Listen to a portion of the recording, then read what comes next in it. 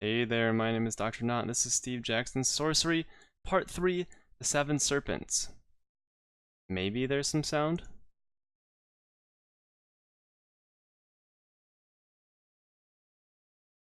Begin my adventure. Let's see, let's use the Cloud spell name here. There's absolutely no sound, and it is a bit weird. Alright, let me pull out my notes. What do we got here? We've got Vibike, V, there it is, I, V, what's the I again, right? Yes. K. E. Let's do it. Alright, Lorag, 7 stamina. Ugh. 3 gold, 0 rations. You destroyed Kari, were cursed by a wizard, and uncovered Vic's plot to overthrow the council. 4 magical, 3 treasures, 1 key, 2 weapons. Continue the adventure. Ah, there's some sound. Night falls on this, the 8th day of your journey from Analand. Only the flames from the burning city of Kari light the road. You stand on the edge of Badubak, a wild and evil place. Beyond lies Mampang Fortress, the Archmage, and the Crown of Kings. The path has been long. Leaving the hills, you journeyed into Kari, but you did not save it from destruction, and it was overrun by goblins. The wizard Lorag cursed you in revenge, becoming your god. You braved the deadly portal traps of the city, ancient, cruel magic designed to trap the unwary, and you faced an army of enchanted werewolves as they sought to overthrow the first noble. The Baklans are different. But the plains of Badubak will be different. Once, long ago, this land thrived, prospering in the warm shadow of the Fortress of Sorcerers, high in the Zanzunu Peaks. Then something changed. They say the last refugee to reach Kari declared only, "They are all gone." The North Gate was sealed and the Baklans left to die. They are closed still. They are closed still and offer no return. You are alone in a cursed land, and you are cursed yourself. No one from the young country of Analand has ever crossed this wilderness before. You will be the first. The old world is counting on you, but already you have no food and little gold. This stage of your journey will be punishing, but you cannot turn back. I thought part 2 was kind of punishing, so I'm glad that this one's maybe even worse. Inkle presents Steve Jackson's Sorcery. Alright, so the city of Kari has been destroyed. Part 3, the Seven Serpents. This is us, look at. Not a lot of stamina, not a lot of gold, no food. The stones of the old road disappear under a layer of dust and sand. At your back, flames flicker from the rooftops of the city port of Kari. Ahead, there is nothing but an empty waste and the night. Let's take one last look back. For a moment, you look back to see the flames rising high above the wall. Screams echo across the plains, and the voice of Lorag assails you in your head. "That's right," sneers Lorag's voice in your mind. "Do not forget what you have done." "I could not save your city," you protest. "Indeed, you had neither the heart nor the stomach." You walk on in silence. Well, Kari was just completely bad news for us, so I don't mind that it's burning. It didn't really help us out that much. Every step along the broken road takes you further from safety and into the unknown. Something sets your senses tingling. You are not alone out here. Is that the screech of a bird you hear, or a distant scream? You try to shake off your unease and keep walking. Below your footsteps you hear the calling of birds. Crows? But no crow call is as piercing as these shrieks. A moment later, a ferocious nighthawk is plunged from the sky, talons outstretched for your neck. Of course, why not? We can't even take like 12 steps out of the city before being attacked. Well, let's roll aside. You try to roll aside, but you are too slow. Sharp talons rake down your back. Take out 2 stamina. The bird wheels up into the sky to rejoin its group. You count 4 birds circling, ready to attack. Let's just run. Oh my god. You turn and race away across the dirt, pursued by the calling, jeering birds. One swoops, talons spiking your shoulder, knocking you sprawling to the ground. Let's play dead. You stay down, hoping the bird will leave you for dead. But nighthawks do not attack for pleasure, but for food. Lying still makes them bold, and soon all three are diving for you. Then, quite suddenly, the nighthawks break formation. Something else is shimmering into visibility in their very midst. Let's just try to play it. We're almost dead already. Like, what the hell? You belly crawl up to a higher ground, while behind you the strangest of battles ensues. The wing of one nighthawk snaps upwards like a broken branch. A second is ripped into feathers by invisible claws. The remaining birds scatter. There is nothing left but your mysterious savior. Let's just not talk. You stay low, hoping the creature will not see you, but there is a rush of air just in front of you. Whatever it is has landed. You hear the movement of unseen feathered wings. Can't you tell what it is? Lorag sneers in your mind. It is one of yours, a gold-crest eagle from Analand. Out here, you demand? Lorag seems to harumph. Perhaps it's come to rescue you, he sneers. Perhaps it's come to take you home. The creature, slowly becoming visible, sees you have recognized it. It tilts its beak. Oh, yeah, I'll bow. You bow your head to the eagle. It opens its beak in reply, and something falls to the ground. It is a message cylinder. Whatever it contains must be of vital importance, or the king would not have risked revealing a location like this to deliver it. Oh, nice. You reach down and pick up the tube. Inside are 10 gold pieces in a rolled parchment, sealed with the royal seal of the king of Analand. Am I supposed to, like, be able to read this? We trust... Okay, I'm leading in real close here. We trust these tidings reach you in your fair health. We must warn you of impending peril. Your mission is discovered. The Mompang's eyes have spied our plan, and word is on its way to the Dark Fortress. Too late we discovered our unwelcome eavesdroppers, and news of your quest is being carried towards High Zaman by Seven Serpents, the Archmage's most trusted servants. By now they will have reached the Backlands, and here they will divide to complete their journey separately. If you are still able, seek them out, for they must stop to rest and eat. Destroy the creatures before they reach their goal. Else the Archmage will prepare a deadly welcome for you. Find Shadrach the Hermit for advice, for Nought moves through the Backlands without his knowledge. That's right, we do. Our hearts are with you. You look up, but the gold-crested eagle has already rendered itself invisible once more. You feel the rush of air as its great wings lift it from the ground. Then you are alone. It couldn't have, like, brought us food or something? Let's destroy it. You tear the note into shreds and toss them into the wind. You will not quickly forget what it said. It would seem the Backlands are not as deserted as you had supposed. You must find these 7 serpents and destroy them, or your journey will be for nothing. You have found 2 new clues, and another clue has been updated. Alright. Clues. The 7 serpents. 7 serpents threaten your journey, for they carry a message that will warn the Archmage of your coming. Shadrach the Hermit can help you. And only silver weapons can harm the undead. That's the one clue from the previous 2 parts that we decided to remember, apparently. Okay, we need to rest. Like, yes, we can rewind. We've done that a lot last time. Back to the road. The stars turn in the sky overhead. Taking the pole as your guide, you rejoin the old road and make your way north. Before you, the Backlands stretch away to a dim horizon. How can you hope to locate 7 serpents in such a wilderness? Lorag chuckles in your mind. Afraid? Yes, you should be.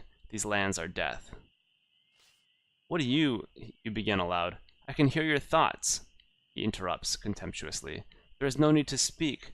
Know this, the Backlands were rich and prosperous once. One man destroyed them. Much like Kari, don't you agree? The Archmage. The Archmage of High Zaman. He swept these lands to dust. And do you know what it was that made him do it? Destroy his own fiefdom? It was his fear of you, Analander. He foresaw your coming and destroyed the Baklands to better fashion a trap for you. Lorag chuckles savagely, but before you can question him further, his presence inside your mind fades away. Actually, him being around here might be kind of helpful, although he's gonna, like, insult us the whole time. He's got some info. That's not bad. That's not a bad thing. Okay, I gotcha. Can you, take this little... No. Yeah, take the note off. Okay, so there's something at the cliff. After about half an hour, you see a deep black line across the earth up ahead, and catch your step just in time. You are one pace away from the edge of a sheer cliff. A few loose stones disappear over the edge and clatter away into the dark. Now then, sneers Lorag in your mind, how will you get past this one? Grow wings and fly? Let's just rest. We seriously need some freaking sleep. You shiver and pull your cloak about yourself. The hour is late enough already. You will rest here, though there is no shelter, and continue in the light. Laying your pack down by the cliff edge, you try to settle despite the cold. You have not yet eaten today, but you have no rations to ease your hunger. You will need to eat once a day to avoid hunger, but out here, food will be hard to come by. So, I wonder if we're actually going to get any stamina back, or just lose stamina from being hungry. You close your eyes and let your tiredness overtake you. Silence is loud in your ears. Slowly, you are understanding the true loneliness of this place. You long for human company, even the tedious ramblings of Jan the Minimite, wherever he is now. There is no one here. The long night is filled with visions. Ah, look, I just jumped down here. Sleep will not heal if you have not eaten. Oh my god. A hooded woman with a scar down her face looks up from a deck of cards. It would be better if the crown were dropped into the sea, she tells you firmly, or else you should wear it yourself and rule all. A boy sits on a throne of skulls and swords, wearing a crown carved from solid bone. He seems not to notice you, but plays with carved model figurines of goblins, trolls, and demons, playing out a war, though he looks bored by it. And even while you sleep, you know the serpents are moving towards Mompang, and every day you spend out here is a day in which your journey might be discovered.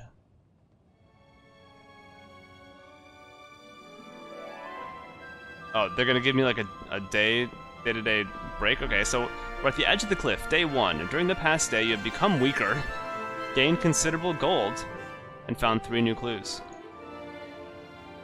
Morning brings cold, clear light. You wake and find yourself lying all but on the edge of a great cliff that plunges to a rocky floor below. Good thing you did not roll in the night. You approach the cliff edge and peer over. The drop is considerable, and the view beyond stretches for miles. Leading away to the left is what appears to be a carved staircase of rough stone blocks. In the far distance, birds wheel and turn above the landscape ahead. Carved from the living rock, the steps, perhaps once smooth, are now warped and drilled with holes from the rain. But they lead downwards all the same. How did anyone carve such a slope? What did they stand on to sculpt the stones, so high up in the air? The top step is covered with a curious bright yellow moss. From across the plain, you hear the distant sound of flapping wings. More nighthawks? But nighthawks do not fly when the sun is shining. Shielding your eyes against the low sun, you look south. The skies seem darker there, somehow, and 4 birds wheel against the sky. Then, suddenly, they break formation. One falls, another is torn to pieces. A figure moves in the darkness beneath. You try to make out more through the darkness, but though you recognize the figure, you cannot place him. I feel like we shouldn't fight because we're probably gonna die. What follows is a rage of feathers, of birds locked in combat, but suddenly the whole scene is gone. The plains and skies are empty once more. There is something very strange about this place. Intrigued, you grab a fistful of the moss. It is juicy and extremely pungent. Yeah, we're eating it. You taste the moss with a tentative tongue. The flavor is not pleasant, but it does not appear acrid. Perhaps it is not poisonous? Let's do it. Yeah! Feeling bolder, you put the clump of moss into your mouth and chew. Thick yellow juices run down your chin. Swallowing the thick clump is hard, but almost as soon as you do, you feel a great warmth spreading up from your stomach. Whatever this moss is, it seems to be most beneficial. Sunlight sparkles in the distance. A lake, perhaps? Can we, like, get more moss? As you stare out across the plains, the featureless dust resolves itself into low rocky outcrops and gullies. The landscape below is not as featureless as perhaps you first thought. Beyond the plains, the line of low mountains rise, the Badu Bak Ridge. A second, higher range is visible beyond, the horns of Ilklala. What are these names? Their summits must be subject to wild winds, as from here, it seems that snow covers them one minute, and yet they are barren rock the next. Nearer to hand, you see a spire of rock, rising proud like a stupa. But through the mist, it seems sometimes that it has two prongs, and sometimes only one. You stride onto the ancient stone staircase, trusting it will not crumble beneath your weight. Then, one pace at a time, you make your way slowly down to the sunken lands below.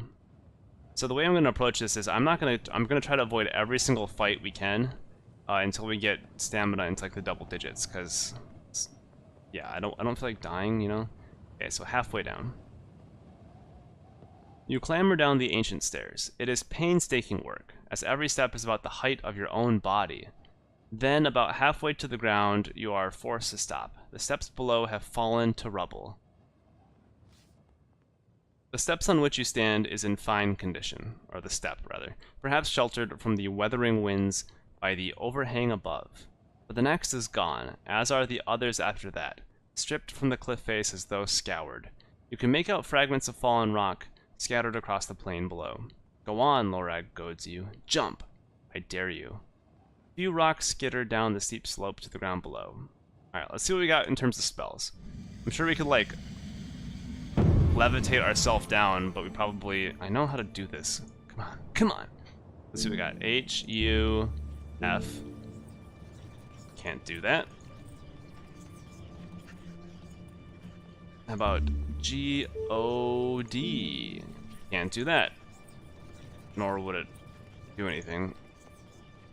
How about F, O, F? Create a force field? No. Fog. Summon darkness? No. G. Did we do G already? Yeah, we did that. What am I doing? Yeah, I don't think we can do anything. Did we do lowercase f? F-A-L. Float in the air. There we go. So we had to use one stamina, unfortunately. You cast a spell, lightening your body weight to a mere fraction of normal. Somewhere close by, the wind whistles a clear note, as though blowing over the top of a gigantic bottle. Let's go. You step over to where the staircase ends, and beyond. You drift down to the valley floor. Nice.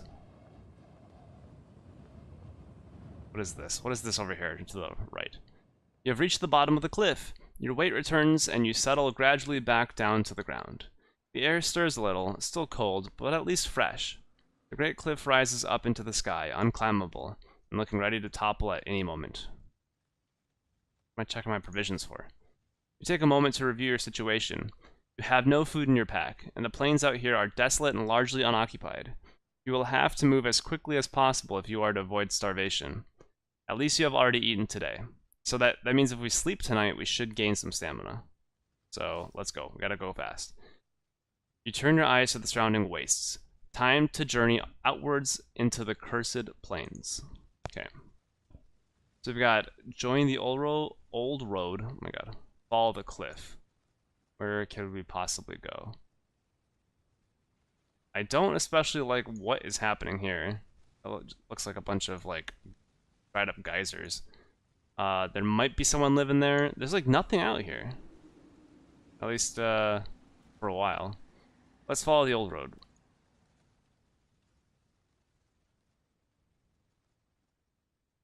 You leave the shadow of the cliff for the road that cuts across the plain. A few clouds scud across the sky. From here, the path is uncertain. Badu Bak is a wasteland, and there is no pass through the great ridge that forms its eastern border. What is this crap? The forest of Snada, to the east of the ridge, is uncharted, and the Cladabach Steppes are said to be a home only to under-evolved half-humans.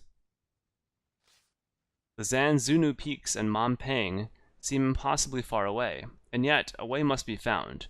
When the Archmage sent his birdmen to steal the crown of kings, they flew, but you must walk. There is no alternative. The future of the old world depends on you finding your way across this lonely dust bowl. And across this lonely wow, that's a lot. There's a lot of options. Across this lonely dust bowl, we shall do. Does that make sense? Whatever. Next time. Thank you for watching. I'll see you then. Take care, and goodbye.